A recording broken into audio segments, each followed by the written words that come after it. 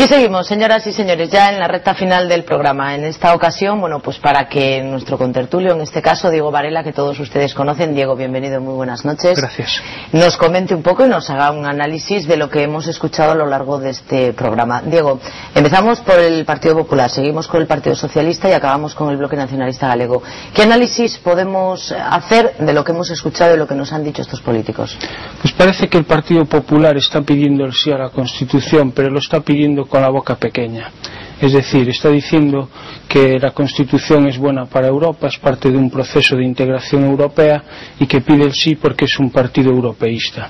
Sin embargo, dice que no es la mejor Constitución para Europa, no es la Constitución que ellos habrían deseado, ¿no? Entonces, es un sí con matices, ¿no? El Partido Socialista pide el sí a la Constitución Europea porque es consciente de que este referéndum va a ser utilizado como una especie de concurso de popularidad del gobierno socialista actual. Entonces saben que una derrota en este referéndum pues podría tener consecuencias negativas para el gobierno. Y el Bloque Nacionalista Gallego es quizá el partido que más se está mojando a la hora de analizar la Constitución Europea y de dar los motivos por los que ellos apoyan el no a la Constitución. Sobre todo se centran en el aspecto social. Ellos desean una Europa más social y donde el mercado no tenga un peso tan alto, y que les gustaría también que el proceso de elaboración de la Constitución fuese más democrático. Digo, yo escuchando a los tres partidos políticos me asaltan muchas dudas. Oí hablar al Partido Popular y al Partido Socialista hablándonos del sí a la Constitución Europea y entendía que había muchas cosas positivas que realmente, bueno, pues tenían razón en decírnoslas para que votemos sí a la Constitución Europea. Pero escuchaba también al Bloque Nacionalista Gallego y también creo que tenía mucha razón en muchas cosas de las que decía para votar no a la Constitución Europea. Quizás la gente que nos ve en casa pues opinen un poco o piensen un poco como yo, sí por un lado, no por el otro, pero claro, el voto no puede ser si no, tiene que ser o sí o no. La Constitución Europea, ya lo apuntó el representante del Partido Popular, es una Constitución mala para España, porque España con esta Constitución pierde cuota de poder en Europa, pierde peso. Para que los espectadores lo entiendan, Europa es como si fuese una sociedad donde cada país tiene un número de acciones. Pues bien, si se aprueba la Constitución Europea, España pierde acciones. Si España tiene 100 acciones, 14 acciones las perdería e irían a parar a otros países, sobre todo a Alemania. Al perder peso en Europa, al perder acciones, ¿qué pierde España? Pierde capacidad de decisión, capacidad de decidir hacia dónde debe ir la Unión Europea, qué políticas se deben adoptar, y pierde también participación en los beneficios. Está comprobado estadísticamente que los fondos estructurales que reciben los países están muy relacionados con el peso que tiene el país en términos de poder de voto. Entonces, esta pérdida de poder va a ser negativa en ese sentido doble, de ser menos influyentes en Europa y de recibir menos beneficios de Europa. Digo, durante varios días ya llevamos escuchando a través de los diversos medios de comunicación a gente famosa, gente conocida, leyendo artículos de la Constitución Europea. Artículos que además figuran en cualquier constitución, en todas las constituciones democráticas aparecen esos artículos. Quizás se han olvidado realmente de hablar de los artículos que la gente no conoce y que a lo mejor son tan importantes o más que los artículos que sí conoce todo el mundo. Creo que esta pregunta es muy relevante porque ¿qué es una constitución? ¿Qué es lo que diferencia esta constitución de los tratados previos?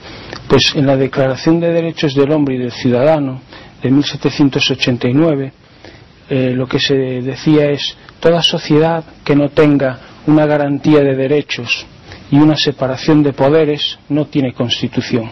Y estas son las dos partes que incluye esta Constitución Europea: una garantía de derechos, los derechos fundamentales, esa Carta de Derechos Fundamentales, y una separación de poderes, que sería la parte orgánica de la Constitución, la toma de decisiones, las instituciones, etcétera. Pues bien, en esos dos aspectos, como tú bien dices, la Constitución Europea poco aporta, porque los derechos que garantiza la Constitución Europea son derechos que, como bien dices, ya están en las constituciones de los Estados miembros. Eso por un lado. Y por otro lado, porque aunque esos derechos se enuncian, la Constitución no incluye garantías suficientes para el cumplimiento de esos derechos. ¿Por qué? Pues porque en el caso de que un país incumpla alguno de esos derechos fundamentales, la Constitución no le da a la Unión armas suficientes para hacerlos cumplir a la fuerza.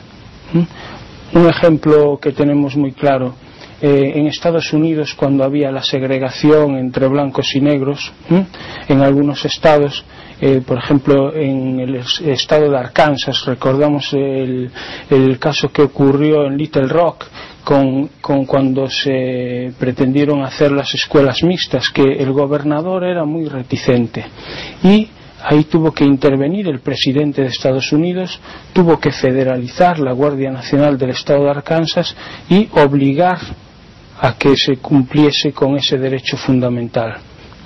Lo mismo puede ocurrir en España. Si se llegase a dar en el País Vasco un problema de intentar llevar a cabo el plan Ibarretxe sin que sea debidamente aprobado, el Estado tiene poder suficiente para imponerse, para tomar el control, por ejemplo, de la Policía Autónoma Vasca y hacer cumplir la Constitución. En el caso europeo, cuando un Estado miembro incumple, lo máximo que se puede hacer es reducirle sus derechos, ponerle una multa y, en el caso extremo, expulsarlo de la Unión Europea.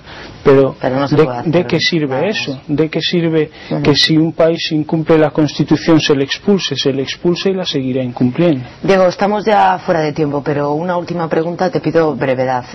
Si sale en el referéndum sí a la Constitución Europea, no va a haber problema porque el gobierno la va a ratificar. Si sale no, ¿realmente el gobierno, el Partido Socialista, irá en contra de la opinión de la ciudadanía? Si sale no a la Constitución en el referéndum, tanto en España como en cualquier otro Estado miembro de la Unión, no se podrá ratificar la Constitución y no entrará en vigor tal y como está. Lo que ocurre es que probablemente se reúnan los jefes de Estado y de Gobierno y que hagan un pequeño retoque para contentar a esos estados más reticentes y que después se vuelquen otra vez en un nuevo referéndum para conseguir el voto afirmativo. ¿Pero el Partido Socialista, aún diciendo que no la ciudadanía, crees que la ratificará? No. Lo que harían es que tendría que haber una nueva reunión de jefes de Estado y de Gobierno y darle un pequeñito retoque a la Constitución para que el Partido Socialista pudiese presentar un nuevo referéndum, pudiese justificar una segunda oportunidad. Pues Diego, vamos a esperar al 20 de febrero a ver lo que ocurre y te volveremos a invitar, volverás a estar aquí con nosotros para analizar todo lo que pase en ese referéndum. Muchísimas gracias, Diego, por haber estado esta noche con nosotros. Gracias a vosotros. Señoras y señores, nos tenemos que ir porque ya estamos fuera de tiempo. Ya lo han escuchado ustedes, han escuchado la versión del sí, han escuchado la versión del no. La última decisión la van a tener todos ustedes el día 20 de febrero. Nosotros lo dejamos aquí, como siempre les esperamos mañana a la misma hora. No nos fallen, hasta mañana y que descansen.